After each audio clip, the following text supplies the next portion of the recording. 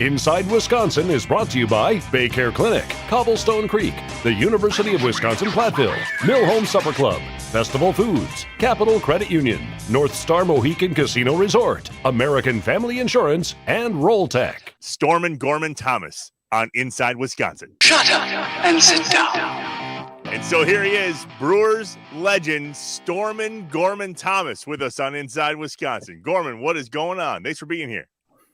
Not a thing. Thank you for having me. This is a treat. I'm telling you right now. I'm getting ready for a winter. I don't know about y'all. John, you're down on the damn island down in South Carolina most of your time. So, well, I do. We're stuck up here. I do it backwards somehow. I'm here in the winter, and then I'm down there in the summer. I really want it to be 108 degrees with 97% humidity, or I'm just totally not comfortable down there. I understand. Let's talk baseball. I am in high school, and I go see Simon and Garfunkel in concert, and they are at County Stadium. And Art Garfunkel standing out there talks to the crowd, and he looks and he goes, "So this is where Gorman Thomas stands." Go away. You're not now. You're lying. That's what he said. What? That's what he says. Art Garfunkel. This is where Gorman Thomas stands, and the place erupts. What was it like having center field at County Stadium as your office? Well, it took me a long time to get elected for that. I sat on the bench from 73, 4, 5, and 6. And then thank God for George Bamberger. He gave me a chance. I would not have had a baseball career without him. I met him. It's a long story, so I'm going to make it short. He says, "Who are you?" I said, "I'm Gorman Thomas. Who are you?" He said, "I'm George Bamberger, the manager." "Oh, hi, George. How are you? Nice to meet you." He says, "Yeah, you're my starting center fielder. Don't lose it." I said, "Could I have that in writing?" And sure in hell, he gave me a chance, and I started off badly. I struck out 4 times opening day in 1978. And I said, "Well, there's the end of my career. I'm all done." George came over to my locker, and reached over my shoulder with a cold one. He says, "You know what? I didn't need you today. You'll do something for me tomorrow." And I said, "I'm playing?" He says, "Oh, yeah, you're playing tomorrow." I hit a granny the next day. He snuck up behind me. He had 2 beers. Held him over both shoulders at the same time. I knew what I was talking about. But, God bless him. I mean, I would not have had that opportunity without him. And granny and home run, you hit a whole bunch of them in your career. What was your favorite part of County Stadium to hit a home run to? Were you a dead pole hitter? Pretty much. Frank Howard was one of our coaches, and he says, "Always remember this. If you're going to go dead center, that's where only the big boys can take it." So, we had 392, in the gaps. There was no problem with it. I mean, we handled it. It was cold and windy early and late.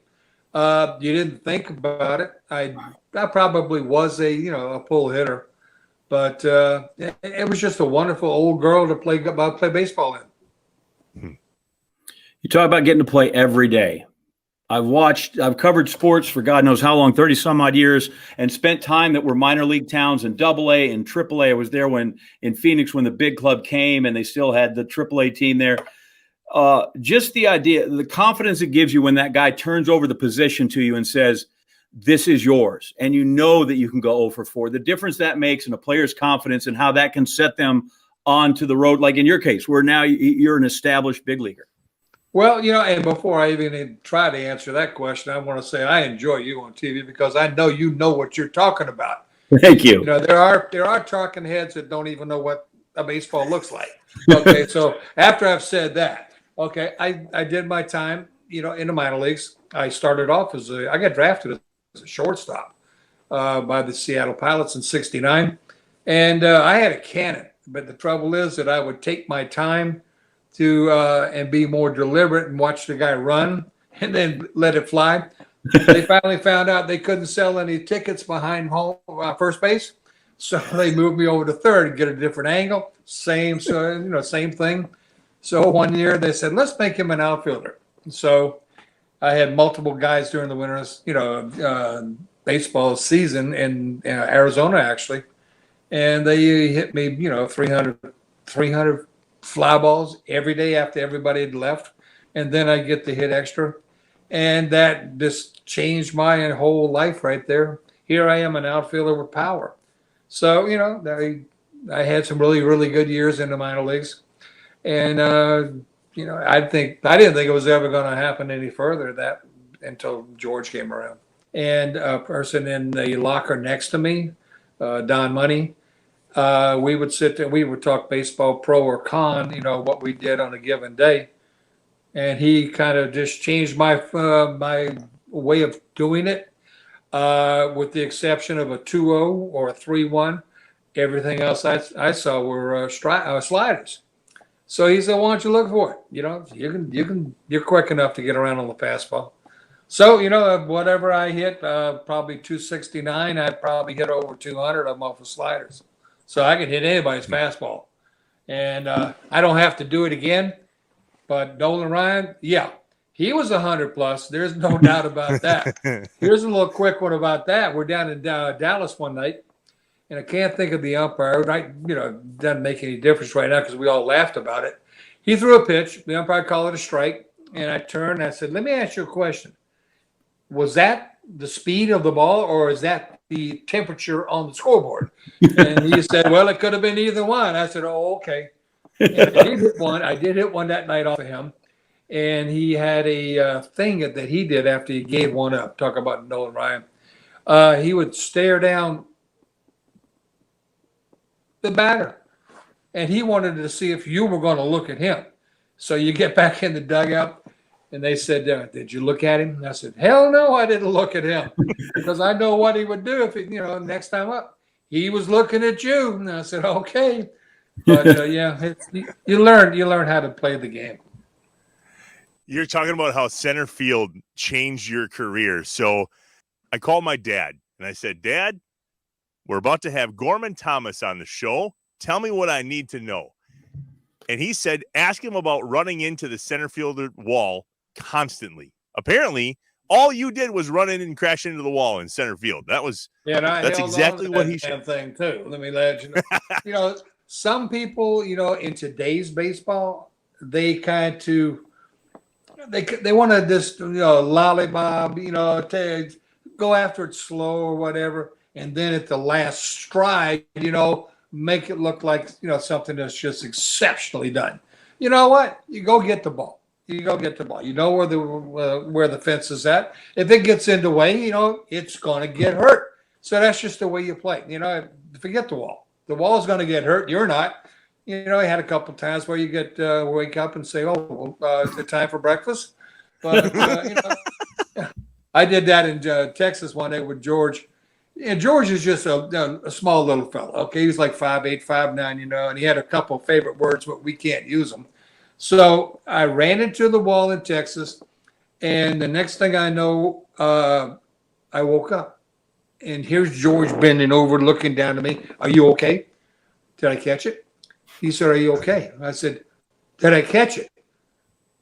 Are you okay?" I said, "George, I keep hearing you say that. Did I catch the damn thing?"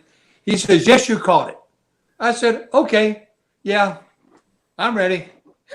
He says, "Next time you get up before I don't have to run out here for 400 feet, to see if your sorry ass is going to be okay." He was beautiful. Honest to God, he was as beautiful as any man you'll ever want to meet in your life. Listen, he transformed the franchise. I mean, you were there through lean years, right? After 78 came, and even though you didn't make the playoffs, you won 90 games. That's back when you had to win your division and it meant something. But you won 90 games, and that the organization really built there to what happened in 1982. So you have this thing where there's a warning track out there in the dirt. You choose to ignore that. You hit home runs, the hair flowing, the mustache, the beard. It's a whole look. And now you're storming Gorman Thomas, right? Like, when did this persona, you realize what this was? And this, as good a player as there were, I don't know that there was a more popular player or person on that team than all that encompassed storming Gorman Thomas. I was in the middle of everything. I'll put it to you this way. And there were cahoots with other people too. I have to add their names in here: Bobby McClure, Charlie Moore, Mike Caldwell, and right on down the line. And we'd have the game of embarrassing somebody that day. Like people who smoke, because back then you could smoke in the clubhouse. And one of them was our pitching coach, Pat Dobson, and we would load his cigarettes up. He fired a boom, or Caldwell and I, we climb over the top of the lockers and sneak up over there and drop a firecracker right behind him. I mean, just things like that. It kept everybody loose.